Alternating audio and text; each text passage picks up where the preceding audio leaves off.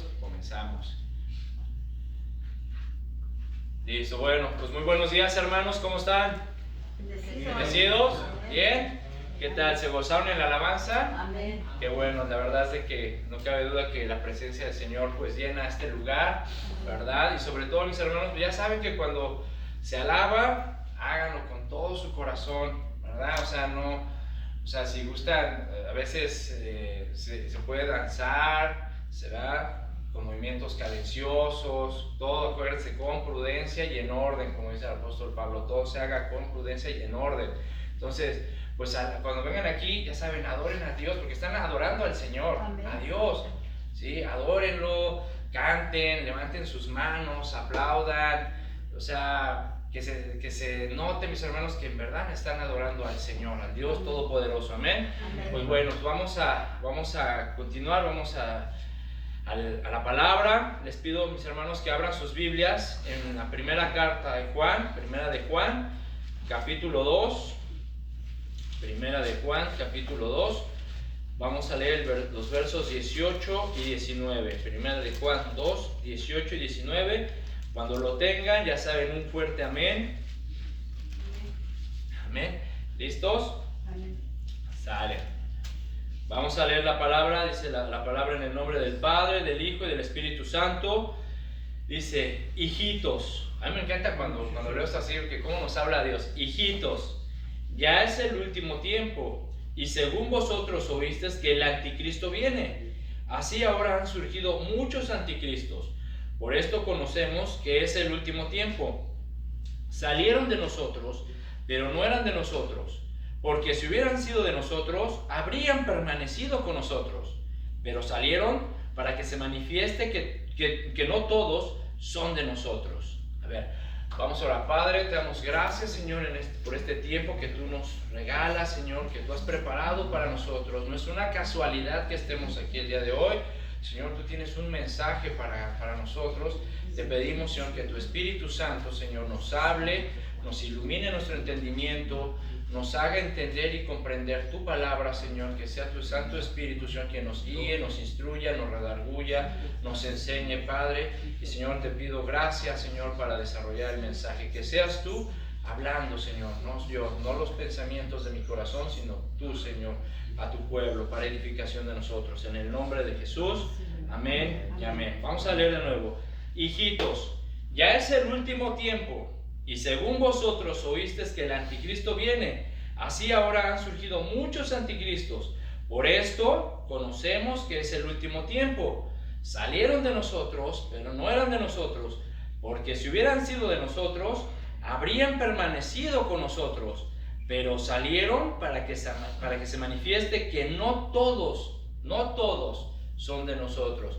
Mis hermanos, sin lugar a dudas, como hemos venido aprendiendo en las últimas semanas, estamos en los últimos tiempos, ¿verdad? Estamos en los últimos tiempos, hemos ido aprendiendo y estudiando las señales que nuestro Señor Jesucristo nos da de su venida y del fin de este siglo. Y hemos visto en los noticieros, en los periódicos, en el internet, muestras, señales, esas señales que el Señor habló, que ya son una realidad, las cuales hemos venido estudiando a lo largo de estas semanas. Por lo tanto, mis hermanos, el Señor nos está preparando un mensaje, el mensaje de hoy, estos estudios que vamos a llevar a partir de esta semana, en las cuales, mis hermanos, pues el Señor nos va a examinar, ¿sí? El Señor nos va a examinar y el propósito de estos estudios, mis hermanos, es conocer, es saber si somos verdaderos o falsos cristianos, ¿sí? Ese es el tema. ¿Soy verdadero o falso cristiano? ¿Sí? ¿Por qué? Porque ya son los últimos tiempos y el Señor, mi hermano, de verdad, estoy seguro, 100% seguro, que el Señor está haciendo un llamado, está tocando las campanas para que sus hijos, los cristianos, despierten, estén alerta, estén preparados, ¿sí? Para que no los tomen por sorpresas la venida, como a las 5 vírgenes, las 5 doncellas que por no tener aceite, por no prepararse, se quedaron fuera de las bodas, ¿sí recuerdan? Entonces, mis hermanos, el Señor está haciendo un llamado a su iglesia para que despierte, para que se prepare, ¿sí? Así que entonces vamos a llevar estos estudios para que también nos van a servir como reflexión para saber, entender y analizarnos cómo está nuestra vida. Y si somos verdaderos o falsos cristianos. ¿Amén? ¿De acuerdo? Amén. Bien. Como podemos ver, mis hermanos, en estos versículos que acabamos de leer, si los analizamos, se nos revelan dos cosas. Por una parte, se nos revela la perseverancia, la constancia que debe de existir entre los santos de Dios al saber que son los últimos tiempos. Dice, hijitos, ya es el último tiempo y según vosotros oísteis que el anticristo viene. Así que si sabemos, si estamos comprendiendo las señales, si estamos conociendo y aprendiendo a discernir y a distinguir esas señales que el Señor nos dio, entendemos que estamos en los últimos tiempos, ¿de acuerdo? Por lo tanto, mis hermanos, tenemos que perseverar, tenemos que ser constantes, tenemos que seguir adelante y más que nunca estar más firmes en nuestra fe, porque son los últimos tiempos. Y en segundo lugar, otra cosa que nos revelan estos versículos es la naturaleza de la iglesia. ¿Cómo está la iglesia, mis hermanos? ¿Sí? ¿Cómo está? ¿Sí? Porque vean lo que dice. Así ahora han surgido muchos anticristos. Recuerden que la palabra anticristo significa en contra de Cristo o en el lugar de Cristo. Así, alguien que está en contra de las enseñanzas de Jesús, en contra de Jesús, o alguien que se quiere atrever a tomar el lugar de Jesús. ¿Okay? Eso significa anticristo. Entonces han surgido muchos anticristos. Por esto, de acuerdo a esto que están surgiendo muchos anticristos, conocemos que es el último tiempo. Sin embargo, ¿cómo está la iglesia el día de hoy? ¿Sí? Es decir, estos anticristos, estos falsos maestros, estos falsos creyentes, estos falsos cristianos, mis hermanos, se habían introducido de alguna manera, a escondidas, de contrabando, en algunas congregaciones cristianas.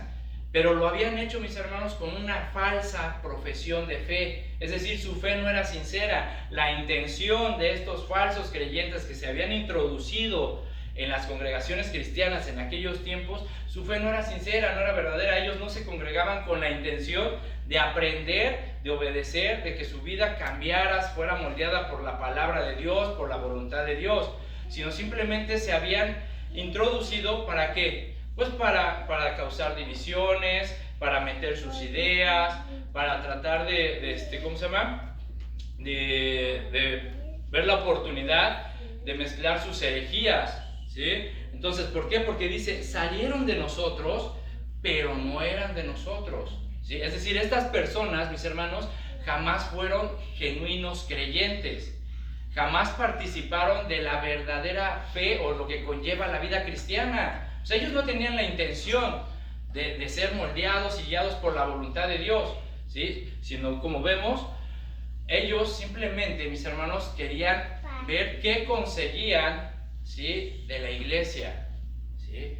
En cambio, los verdaderos creyentes sí estamos dispuestos, los auténticos creyentes, los auténticos cristianos, sí estamos dispuestos a vivir la vida cristiana, ¿o no? ¿Están dispuestos a padecer la vida cristiana, lo que conlleva luchas, pruebas, adversidad, pero sabiendo que Dios nos fortalece y que siempre estará con nosotros? Estos falsos creyentes, mis hermanos, no estaban dispuestos a eso. ¿Por qué? Porque sus intenciones no eran sinceras, sus intenciones no eran genuinas, ¿sí? Ahora bien, noten, mis hermanos, que dice que a estos falsos cristianos, estos falsos creyentes, estos anticristos, dice, salieron de nosotros, ¿sí? Se salieron de nosotros. Es decir, que nadie los echó de la iglesia, sino que por su propia voluntad, sin que nadie los corriera, ellos salieron de la congregación. ¿Sí lo ven? Dice el versículo 19, dice, salieron de nosotros, pero no eran de nosotros, ¿sí? Se fueron. Nadie los corrió, ellos se salieron por su propia voluntad. Ahora, ¿a qué se debió que estos falsos creyentes, estos falsos cristianos, se marcharan de la congregación de una manera espontánea? ¿Por qué se habrán marchado de la congregación? Ahora, el apóstol Juan no nos lo dice así de una manera textual. Juan no dice los motivos por los cuales estos falsos creyentes se salieron. Sin embargo, muchos comentaristas concuerdan en que posiblemente hubo dos motivos por los cuales estos anticristos se salieron de la iglesia. Uno, es porque quedaron descubiertos, quedaron expuestos en su hipocresía. Es decir, fueron descubiertos. Se dieron cuenta los hermanos, ¿sí?, de que estos falsos creyentes no eran genuinos, eran hipócritas, eran personas que se acercaban a la congregación con motivos diferentes. Y al verse expuestos, al verse descubiertos que ellos no querían vivir o padecer la vida cristiana, pues simplemente dijeron, pues ahí nos vemos, me voy. El otro motivo por los cuales se dice que estas personas posiblemente se marcharon de la congregación es porque al ser oportunistas no quisieron sufrir la persecución, ¿verdad? Hay mucha gente, mis hermanos, en las iglesias que están metidas con la única intención de ver qué sacan, de ver qué consiguen, ¿sí? A ver qué puedo obtener de la iglesia, pero no están dispuestos, ¿sí?, a padecer la persecución, la necesidad, la adversidad. ¿Por qué? Porque cuando ya están en situaciones difíciles, simplemente renuncian, abandonan, se van. Cuando se les pide su apoyo, que ayuden, que apoyen, simplemente ahí nos vemos. Si te vi, ni me acuerdo, ¿verdad? Y así están, mis hermanos, así hay muchas personas en la iglesia. Ahora, analizando esto, ¿ustedes qué consideran? ¿Que la salida de estas personas de la congregación sea una pérdida o una ganancia? ¿Qué piensan? ¿Qué creen que sea esto? ¿Cómo lo consideran? ¿Una pérdida o una ganancia? Una ganancia. Exacto. La realidad es una ganancia, mis hermanos. ¿Por qué? Porque es una purificación de la iglesia, es una purificación del cuerpo de Cristo. O sea, ¿para qué quieres tener personas que simplemente se estén aprovechando de la congregación, personas que simplemente estén dividiendo la congregación, personas que estén contaminando a los hermanos? Es mejor que se vayan. Si no se van a someter a la disciplina, si no están dispuestos a ser testigos de Jesucristo, verdaderos discípulos que estén dispuestos a padecer y a vivir el evangelio, es mejor que se vayan. ¿Sí? Es mejor. Entonces, esto, mis hermanos, el hecho de que estas personas se hayan ido es una purificación de la iglesia. Y créanme, mis hermanos, que Dios está purificando su iglesia en estos momentos. ¿Sí? Todos esos supuestos creyentes que han apostatado de la fe, todos esos falsos cristianos que han abandonado las iglesias, que han abandonado la fe para vivir como ellos mejor les parezca, todos esos falsos maestros que han sido expuestos con sus herejías y sus doctrinas de demonios, mis hermanos, no es más que una purificación de la iglesia de Jesucristo. Porque recuerden que Jesús viene por una iglesia sin mancha y sin arruga. Entonces, Jesús está purificando su iglesia, mis hermanos, en estos últimos tiempos. Por lo tanto, debemos despertar. Debemos de entender que tenemos que afirmarnos más, santificarnos más. Entonces, dice el apóstol Juan, fíjense, dice el versículo 19, y salieron de nosotros, pero eran de nosotros. Dice, si hubieran sido de nosotros, ¿qué dice? Habrían permanecido con nosotros. Esto nos da a entender, mis hermanos, que el cristiano genuino, ¿verdad? El verdadero creyente, ¿qué hace? Persevera hasta el fin. ¿Sí? Persevera hasta el fin. No renuncia, no tira la toalla. ¿Sí? El verdadero creyente, al ser constante y perseverante, manifiesta un carácter decisivo a seguir a Cristo y exhibe o demuestra los frutos de una verdadera conversión. ¿Sí me explico? Entonces, si hubieran sido de nosotros, dice Juan, pues si hubieran permanecido con nosotros, hubieran aguantado, ¿sí? Hubieran perseverado. Ahora, nosotros podemos, recuerden que esto es una carrera, la carrera de la fe. Y en esta carrera podemos tropezar, ¿sí o no? Podemos tropezar todos, tropezamos. Pero si tropezamos, no nos quedamos ahí tirados, ¿sí? No renunciamos, no abandonamos la carrera, ni tampoco retrocedemos.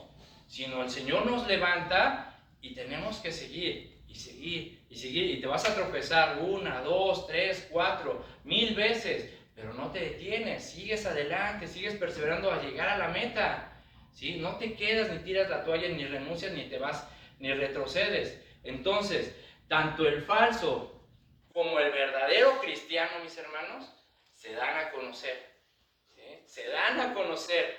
de alguna o de otra forma, pero tanto el falso como el verdadero cristiano se da a conocer. Dijo Jesús que por sus frutos los conocerás, ¿verdad? Entonces, a veces no es fácil identificarlos, a estos falsos cristianos, no es fácil, ¿sí?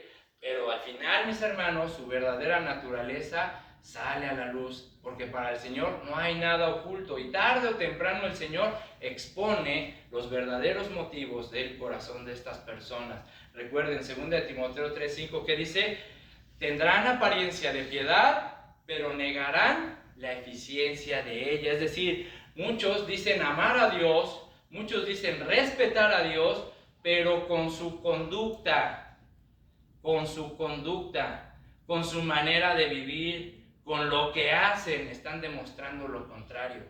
Dicen: yo te amo, Señor, yo te alabo, y voy a la iglesia y alzo las manos y puedo llorar, hincarme y danzar y hacer todo esto, ¿verdad? Pero con mi conducta fuera de la iglesia estoy demostrando todo lo contrario. ¿Sí me explico? Tendrán apariencia de piedad, pero negarán la eficiencia de ella. Entonces, mis hermanos, sacando conclusiones de lo que estamos viendo, podemos ver que en la iglesia hay falsos y verdaderos cristianos, ¿sí? En todas las iglesias, en todas. Aquí, en los hermanos acá en inglés, en todas las iglesias hay falsos y verdaderos cristianos. Alguien podrá decir, alguien tal vez que nos escucha decir: pero ¿cómo cree, pastor? O sea, ¿cómo cree si yo pensé que en las iglesias había puro santito, puro bien portado, pura persona amable, piadosa, misericordiosa? ¿Cómo creen? En la iglesia, falsos cristianos. Pues como podemos darnos cuenta, mis hermanos, así es. Así es, en la iglesia hay falsos cristianos. De hecho, el mismo apóstol Pablo relata experiencias que él tuvo con falsos hermanos. Por ejemplo, fíjense, en 2 Corintios, vamos a leerlo, en 2 Corintios 11:26. Vean lo que dice Pablo, para que vean que estamos infiltrados. Cuando tengan un amén. 2 Corintios 11:26. Dice el apóstol Pablo, dice, he andado en caminos muchas veces, es decir, he viajado mucho. Dice, he andado en peligros de ríos, peligros de ladrones, peligros de los de mi nación, es decir, peligros con los mismos judíos, peligros de los gentiles, de otras nacionalidades, peligros en la ciudad, peligros en el desierto, peligros en el mar, peligros entre ¿quiénes? Falsos hermanos. Fíjense, en la iglesia, falsos hermanos que trataban de perjudicar al apóstol Pablo. ¿Cómo? ¿Entre hermanos correr peligro? O sea, como que no suena lógico, ¿verdad? Si el Señor dijo que debemos de amarnos unos a otros, soportarnos unos a otros, ¿cómo podemos correr peligro entre los mismos hermanos? Bueno, pues para que vean que sí pasa. ¿Sí? En Gálatas 2:4, ahí nada más dale la vuelta. Gálatas 2:4, vean lo que dice el apóstol Pablo. ¿Lo tienen?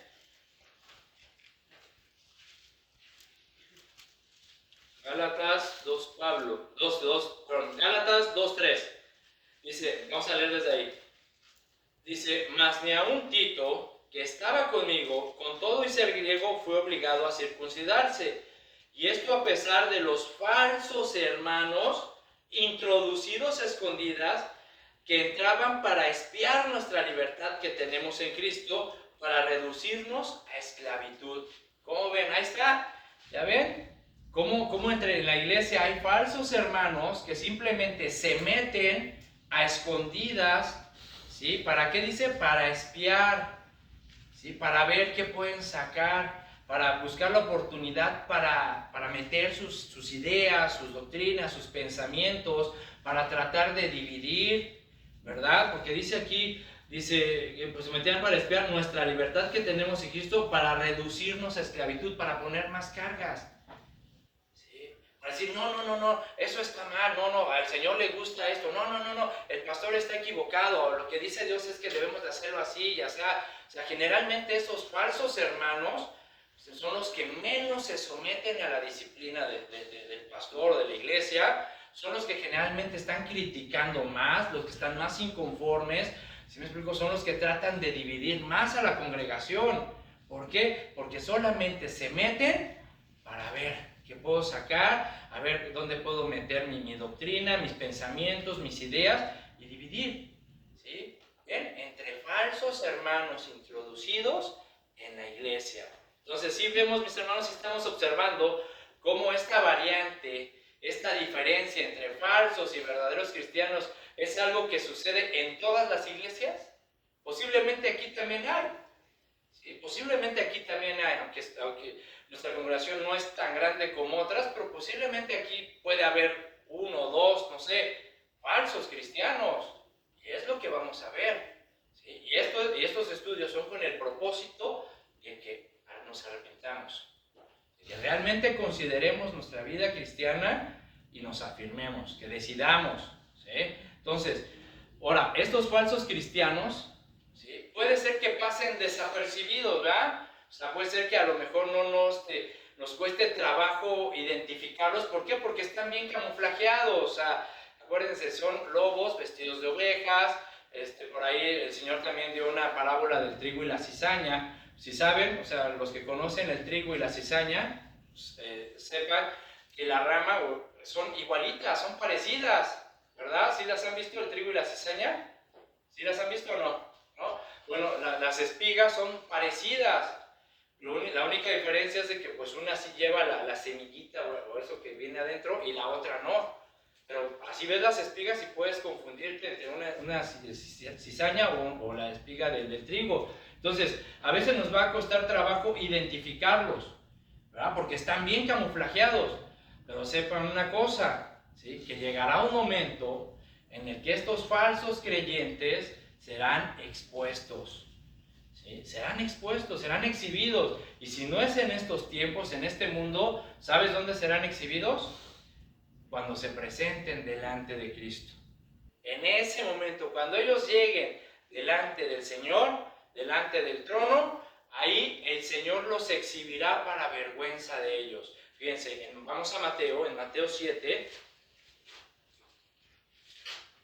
Mateo capítulo 7, vamos a ver lo que nuestro Señor Jesucristo dijo. Fíjense, Mateo 7, versículo 21. Estas palabras, estos versículos los conocemos bien, ya estoy seguro que los han leído muchas veces, ¿sí? Así que vamos a volverlos a tomar. Mateo 7, 21, ¿lo tienen? Vean las palabras de nuestro Señor Jesucristo. Dice, no todo el que me dice, Señor, Señor, entrará en el reino de los cielos, sino el que hace la voluntad de mi Padre que está en los cielos. Muchos me dirán en aquel día, ¿qué día? El día del juicio, el día que se presenten delante del Señor. Muchos me dirán en aquel día, Señor, Señor, ¿no profetizamos en tu nombre? Y en tu nombre echamos fuera demonios, y en tu nombre hicimos muchos milagros.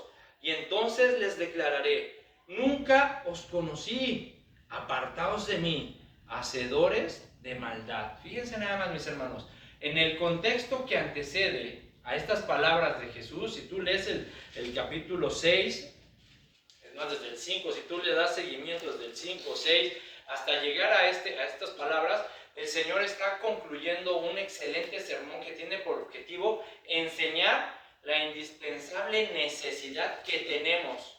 Nosotros tenemos esa necesidad de obedecer los mandamientos de Dios, de obedecer las enseñanzas de Jesús. Y Cristo concluye su estudio, su sermón, con estas palabras que acabamos de leer. Pero estas palabras, ¿sí? Con estas palabras el Señor también nos está amonestando, porque nos está diciendo el Señor, a ver, cualquier cosa que tú hagas, ¿verdad? Cualquier profesión, tarea, labor que tú consideres hacer, que sea exterior a la fe, es decir, en las fuerzas humanas, en la sabiduría humana, eso no te va a ayudar para llegar al cielo, ¿sí? A no ser que tu vida corresponda en una conducta de perseverancia, constancia, obediencia y sometimiento a Dios. ¿Sí me explico? Es decir, podemos hacer aquí en la iglesia, puedo ponerme de rodillas, puedo llorar, puedo levantar mis manos, puedo danzar, puedo salir a predicar, puedo compartirte un mensaje, pero si eso que estoy haciendo es simplemente en mis fuerzas y en mi sabiduría, cuestiones externas a la fe, eso no va a servir de nada, ¿sí? Mi fe es falsa, ¿sí? Pero si mi vida, mi conducta corresponde a ser perseverante, constante, obediente y sometido a la voluntad de Dios, y las cosas cambian. ¿Sí me explicó? Entonces, vean cómo el Señor, mis hermanos, establece la siguiente norma. Dice, volviendo ahí en Mateo 7, dice, no todo el que me dice, Señor, Señor, entrará en el reino de los cielos. Esa es la norma. No todo el que le diga, Señor, Señor, entrará en el reino de los cielos. ¿Qué nos da a entender esto, mis hermanos? Que no basta, que no es suficiente confesar solamente que Cristo es mi Señor. No solo de palabra, de lengua, ¿sí? Mi vida tiene que reflejar una sumisión a Dios. ¿Sí me explico? O sea, no solamente podemos decir, Señor, yo te alabo. El Señor es mi Salvador. Eso lo estoy diciendo de palabra. Pero si mi vida no refleja esa sumisión a Dios, simplemente es algo que lo estoy expresando así de labios. En Mateo 15:8, ¿qué dijo el Señor? Este pueblo de labios, ¿qué? Me honra, mas su corazón está lejos de mí. Pues en vano me honran, dice el Señor. ¿Sí? Hay gente que honra a Dios, que dice respetar, amar, alabar, bendecir a Dios, pero solamente es de labios para afuera. ¿Sí? ¿Por qué? Porque su corazón, su corazón está en otras cosas, menos en Dios. Está lejos de Dios. ¿Sí? Entonces dice, pues en vano me honran. Que dice, enseñando como doctrinas, mandamientos de hombres, pensamientos de hombres, ¿ya ven? Filosofías de hombres. Entonces, a ver, imagínense, mis hermanos, ¿puedes imaginar, hermano, que el Señor, escucha, puedes imaginar que el Señor, el Rey de Reyes, que demanda de cada uno de nosotros su corazón, el corazón? ¿Tú crees que el Señor que demanda tu corazón, demanda mi corazón, se va a contentar con puras manifestaciones sin que haya una realidad, un verdadero sometimiento en tu vida? ¿Tú crees que el Señor va a consentir eso? ¿Se va a contentar con puras manifestaciones sin que realmente tu vida sea sometida a Él? Por supuesto que no, mi hermano. ¿Recuerda lo que le dijo el profeta Samuel al rey Saúl? Mira, yo te lo voy a leer, te lo voy a recordar. En 1 Samuel 15:22, pero te lo voy a leer de la Nueva Traducción Viviente. Así que te pido que escuches. ¿Sale? Dice, Samuel respondió, ¿qué es lo que más le agrada al Señor? ¿Tus ofrendas quemadas y sacrificio o que obedezca su voz? ¿Qué es lo que más le agrada al Señor? ¿Los sacrificios o que obedezcamos su voz? Que obedezcamos su voz. Dice Samuel, escucha, Saúl, la obediencia es mejor que el sacrificio y la sumisión es mejor que ofrecer grasa de carneros. ¿Ven? O sea, todo lo que hagamos, mis hermanos, en nuestras propias fuerzas, en nuestra propia sabiduría, inteligencia, ¿sí? Si nuestra vida no refleja una sumisión, obediencia, perseverancia en Dios, simplemente no vamos a agradar al Señor. ¿Por qué? Porque lo estamos honrando de labios, nada más, pero nuestro corazón está lejos de Él. Aquí está claro, ¿qué es lo que más le agrada al Señor? ¿Ofrendas quemadas o que se obedezca a su voz? Que se obedezca a su voz. La obediencia, dice, es mejor que el sacrificio, ¿ya ves? Y la sumisión es mejor que ofrecer la gracia. O sea, de cualquier cosa que quieras ofrecer, tus palmas, tus ofrendas, tus diezmos, si no hay sumisión a Dios y no hay obediencia a Dios, mis hermanos, ¿tú crees que el Señor va a aceptar esas ofrendas? ¿Va a aceptar tus palmas? ¿Va a aceptar tu adoración? Por supuesto que no. Claro que no. Recuerden que nuestro Dios es un Dios santo, santo, santo, ¿sí? Y merece nuestro mayor respeto, sumisión. ¿Sí me explico? Entonces, ¿consideras, mis hermanos, que los sacrificios meramente humanos tendrán algún valor para Cristo? No, ¿verdad? De ninguna manera. Lo que realmente importa, mis hermanos, y nos es muy necesario entender, comprender, es que debemos de hacer la voluntad del Padre que está en los cielos. Dice,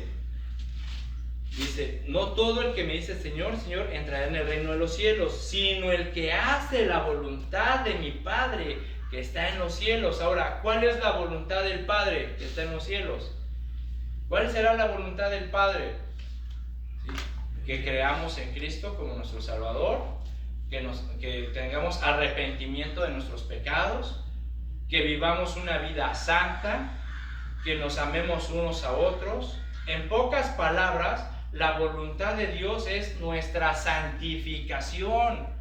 Primera de Tesalonicenses 4:3, y esta es la voluntad de Dios, nuestra santificación. ¿Sí? Esa es la voluntad del Padre, eso es lo que tenemos que hacer, eso es por lo que nos tenemos que preocupar. ¿Sí? Porque por creer en Cristo, conocer en Cristo, arrepentirnos de nuestros pecados, que vivamos una vida santa, que nos amemos unos a otros, ¿sí? Santificarnos, hermanos. Esa es la voluntad del Padre, ¿sí? Ahora, fíjate lo que dice, lo que sigue diciendo en el versículo 21. Dice, no todo, versículo 21. Dice, no todo el que me dice Señor, Señor, entrará en el reino de los cielos, sino el que hace la voluntad de mi Padre. Aquí hay dos palabras muy importantes, hermanos. No todo, y es más, subráyalas, remárcalas ahí con ¿cómo se llama? Tu highlighter. ¿Sí? Dice, no todo el que me dice, ¿sí? Sino el que hace. Esas dos palabras son importantísimas, ¿sí? Aquí hay un principio muy importante, muy bueno, hermanos, que debemos de aprender. Decir y hacer son dos cosas totalmente distintas, ¿sí? Yo puedo decir que voy a hacer una cosa, pero por igual no lo hago, ¿verdad? Entonces, decir y hacer son dos cosas distintas que muchas veces no se manifiestan juntas en la conducta de los hombres, de los seres humanos. Por ejemplo, mira, vamos ahí mismo en Mateo, en el capítulo 21. Vamos a ver una historia así rápido que enseñó nuestro Señor Jesucristo acerca de esto. Mateo 21:30. ¿Lo tienen? Amén. Vamos al desde 28, perdón, 21:28. Dice, pero ¿qué les parece? Un hombre tenía 2 hijos, y acercándose el primero le dijo, hijo, ve hoy a trabajar en mi viña. Respondió él, dijo, no quiero. Pero después, arrepentido, fue. Y acercándose al otro le dijo de la misma manera, ¿verdad? O sea, ve a trabajar a mi viña. Y respondió él, dijo, sí, Señor, voy, y no fue. ¿Cuál de los dos hizo la voluntad de su padre? Dijeron ellos, el primero. Jesús les dijo, de cierto os digo que los publicanos y las rameras van delante de vosotros al reino de Dios. Bueno, vemos aquí un ejemplo de que decir y hacer no es lo mismo, ¿verdad? Aquí hay un señor que le dice a su hijo, a ver, hijo, ve a trabajar a la viña, y dice, no quiero. Pero después reflexiona, se arrepiente y mejor va. Y el otro dice, sí, ahorita voy, sí, ahorita voy. Y nunca fue, ¿verdad? Así estamos, mis hermanos. Si te das cuenta, así estamos. El Señor nos dice que hagamos algo. Y muchas veces no queremos hacer, por ejemplo, el perdón, ¿verdad? El Señor nos dice, perdona las ofensas, perdona al que te ofendió, al que te insultó. Y muchas veces nosotros, ¿qué decimos? No quiero. No, Señor, no quiero perdonarlo. No, ahorita no siento perdonarlo. Es que no lo voy a perdonar porque si tú supieras la ofensa que me hizo, tú sabes, todavía estoy lastimado, estoy lastimada, estoy sentido, sentida, estoy muy ofendido, estoy muy ofendida. No lo voy a perdonar, no la voy a perdonar. Eso es lo que muchas veces decimos así de primera. El Señor te perdona, ¿sí? Pero después reflexionas y te arrepientes y dices, no, Señor, sí es cierto, tú me mandas a perdonar. entonces voy a perdonar, ¿verdad? Así es, mis hermanos. Decir y hacer son dos cosas distintas que muchas veces no se manifiestan en la conducta de las personas, pero tenemos que obedecer.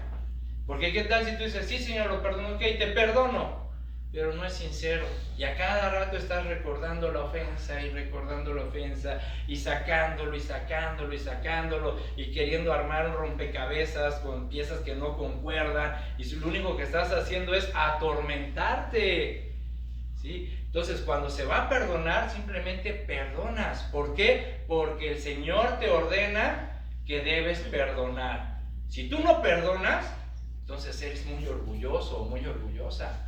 Eres muy necio, eres muy necia, o simplemente estás desobedeciendo al Señor. ¿Sí o no? ¿El mandamiento cuál es? Perdona. Es un ejemplo. Entonces, mis hermanos, ese puede ser un rasgo que puede identificar a un verdadero o a un falso cristiano. La obediencia.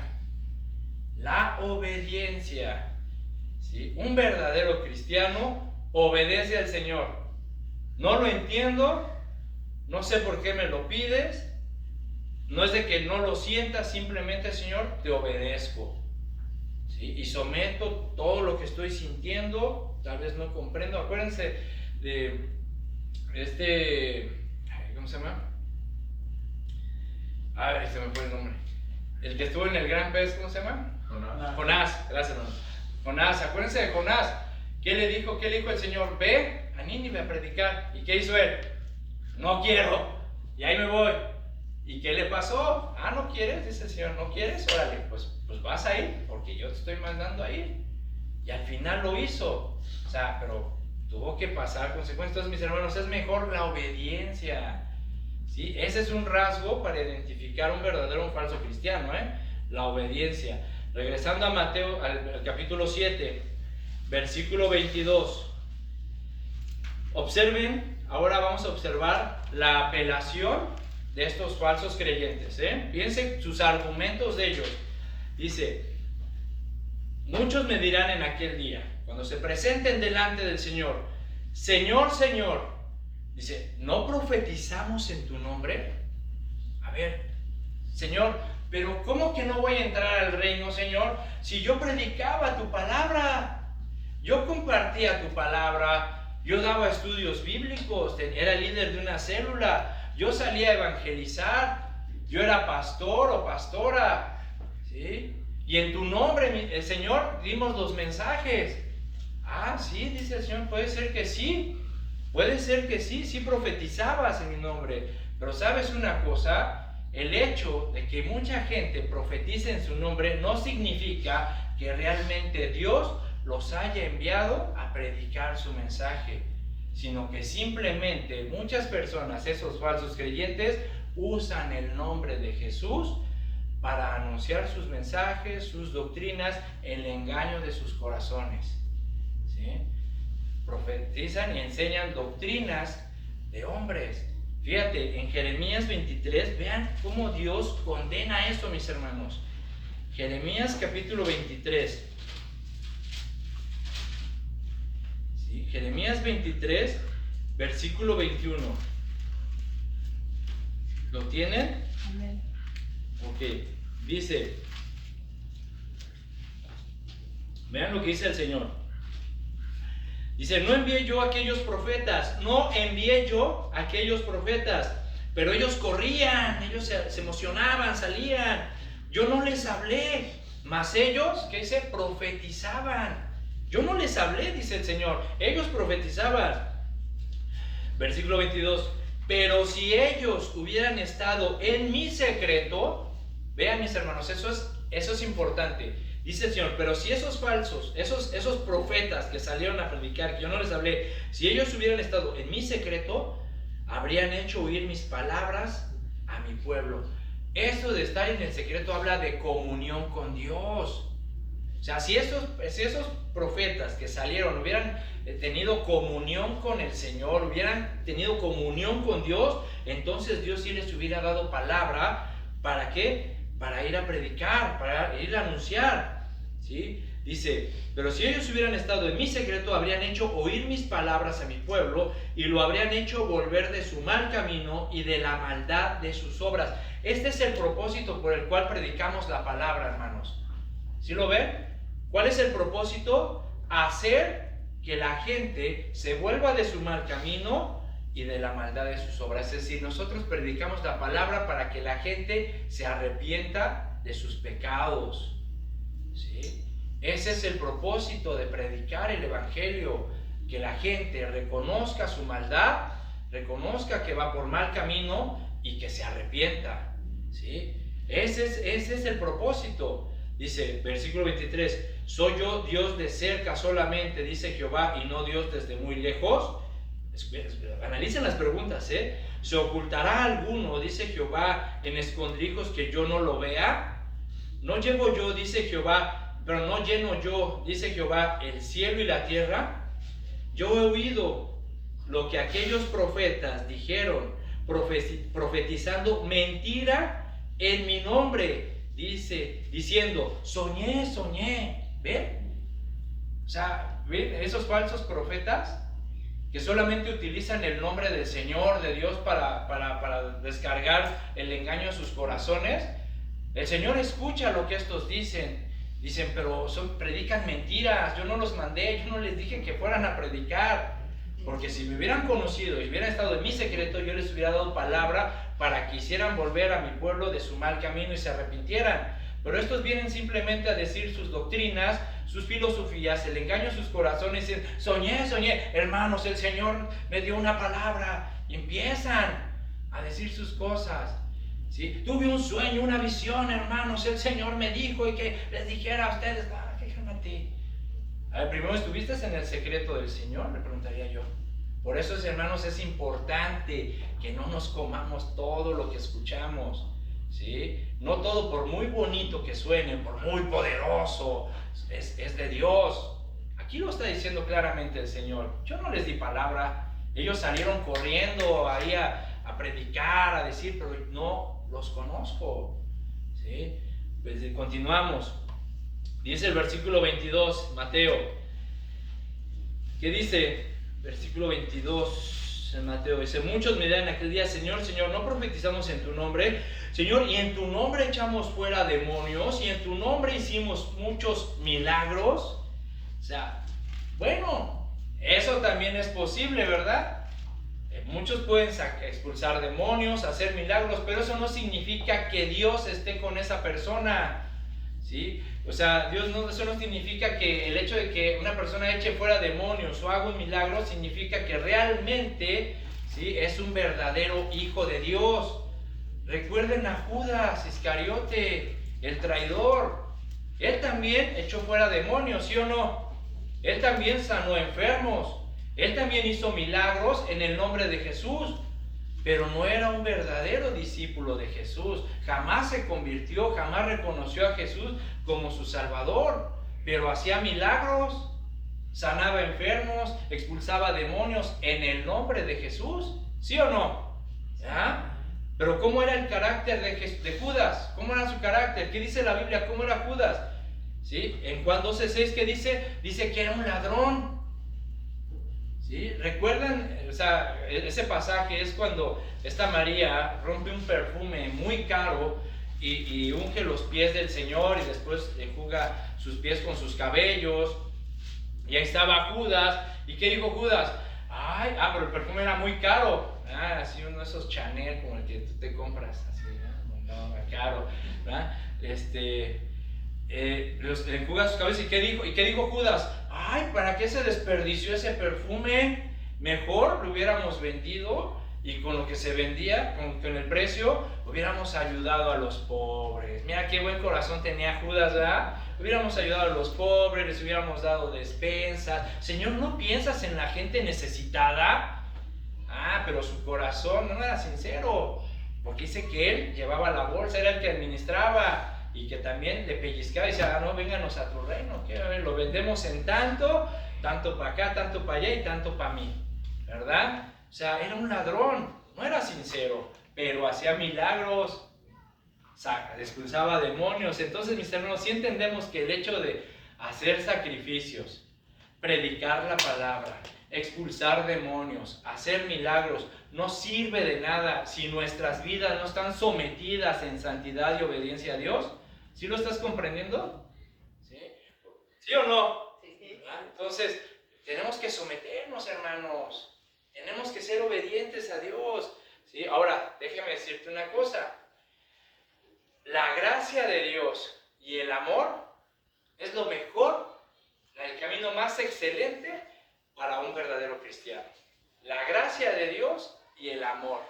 Eso es mejor y más importante para un creyente que el andar trasladando montañas o hablar en lenguas, en diferentes lenguas, en lenguas angélicas.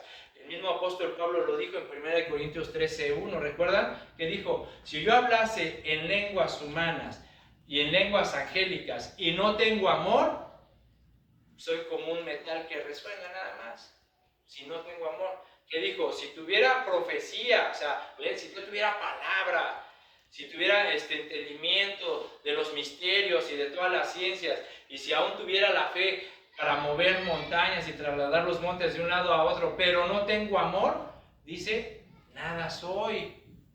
O sea, nada soy. El amor y la misericordia, la gracia de Dios es lo suficiente, mis hermanos, para el verdadero creyente. Es lo suficiente. Por eso no te enfoques en querer hablar en lengua. Esos son dones. Si el Señor te los da, que bueno, pero no hay que enfocarnos en que tengo que expresar y demostrar y esto. No, tranquilo. El Señor te puede usar, sí, para hacer un milagro, por supuesto que sí. Todos queremos en los milagros, ¿sí o no? ¿Verdad? Pero no es así de enfocarnos y no, vas a ver y decláralo y decrétalo y tranquilos. La gracia de Dios y el amor es lo mejor que puedes necesitar y el camino más excelente para un cristiano. Porque si no tenemos amor y no tenemos la gracia de Dios en nuestra vida, aunque hables en lenguas y aunque hagas milagros y aunque hagas todo, nada eres. ¿Ok? Entonces, la gracia, mis hermanos, puede conducir al cielo a una persona aún sin hacer milagros. Pero el hacer milagros no llevará al cielo a una persona sin la gracia de Dios. ¿Sí me explico? ¿Sí me entienden? Entonces, abusados, la gracia y el amor. Preocúpate por tener esas dos cosas en tu vida. Gracia de Dios y amor. Bien, dice el versículo 23. Dice el Señor, y entonces les declararé. Vean qué palabra. Y entonces les declararé. Acuérdense, estas personas se están presentando delante del tribunal y Jesús, el Señor, está como un juez, el juez justo. Y dice, entonces les declararé, nunca los conocí, apártense de mí, hacedores de maldad. Quiero que observemos, mis hermanos, y entendamos cuál es el fundamento del rechazo de Jesús para estas personas, ¿sí? Y para sus apelaciones, para sus argumentos. ¿Cuál fue el fundamento de Jesús para rechazar a estas personas? Que eran personas hacedoras de maldad, ¿sí? Apártense de mí, hacedores de maldad. Hicimos milagros, predicamos tu palabra, expulsamos demonios, sí, pero eran hacedores de maldad, ¿sí? Esto quiere decir, mis hermanos, que una persona puede tener fama, popularidad o cierta reputación en la sociedad, en la comunidad, ¿verdad? Es decir, ser alguien que, ay, mira, ese pastor es piadoso, es buena gente, ama a Dios, siempre trata de ayudar, ¿sí? Pero esa persona puede tener una doble moral, una doble vida, ¿sí? Puede ser un hacedor de maldad posiblemente, pero es piadoso, hace milagros, predica la palabra, pero en el fondo es un hacedor de maldad. ¿Quién es un hacedor de maldad? La palabra hacedor tiene dos significados, el que lleva a cabo y el que administra, ¿sí? Es decir, un hacedor de maldad es aquel que medita, que piensa, que trabaja y practica la maldad, ¿sí? Es aquel que siempre está tratando de pensar cómo llevar a cabo sus planes, aunque tenga, recuerden que una de las características de los falsos cristianos es que tendrán apariencia de piedad, ¿sí? Muchos van a decir, amo a Dios, respeto a Dios, soy muy santo, ayudo, pero tal vez su conducta va a demostrar lo contrario. Recuerden, ¿sí? Son hacedores de maldad. Aunque prediquen la palabra, aunque hagan milagros, aunque expulsen demonios, aunque sean piadosos, misericordiosos, aunque aparenten todas esas cosas, posiblemente en su corazón son hacedores de maldad. Por eso el Señor los va a exhibir, ¿sí? Tal vez nosotros no nos demos cuenta, tal vez pasen desapercibidos delante de nuestros ojos, pero tarde o temprano, de verdad, el Señor exhibirá lo que hay en su corazón, ¿sí? Entonces, todos aquellos que dicen amar y conocer a Dios, pero no van más allá de una simple expresión externa, carnal, de pensamiento y filosofía humana, todos aquellos que viven una religión y no una relación con Jesús, debo decirles, mis hermanos, que esas personas el Señor no los va a aceptar y no los reconocerá como suyos en aquel gran día, ¿sí? El vivir una religión, ¿sí?, no salvará a nadie, ¿sí?, si siguen practicando el pecado, ¿sí? Por consiguiente, todo aquel que invoque el nombre de Cristo debe de apartarse de la iniquidad, debe de apartarse de la maldad, debe de arrepentirse de sus pecados y reconocer a Jesús como su Señor y Salvador, pero debe dar frutos de una verdadera conversión. El Señor conoce a los que le pertenecen. El Señor los conoce, el Señor sabe quiénes son verdaderos y quiénes son falsos cristianos. Por lo tanto, mis hermanos, debemos de ser auténticos, genuinos cristianos, auténticos creyentes, verdaderos discípulos, ¿sí? En esto conocen que son los últimos tiempos. El Señor está haciendo un llamado a su iglesia para que se preparen, para que despierten, para que se aparten de su mal camino, de sus iniquidades y se vuelvan al Señor, ¿sí? Así que ya depende de nosotros, ¿sí?, considerar estas palabras o simplemente hacerlas a un lado y seguir, mis hermanos, viviendo como mejor nos plazca. Pero en aquel día muchos dirán, Señor, Señor, ¿sí?, y el Señor les declarará, jamás te conocí porque eres un hacedor de maldad. Así que, mis hermanos, reflexionemos, reflexiona, medita, cómo está tu vida, cómo está tu corazón,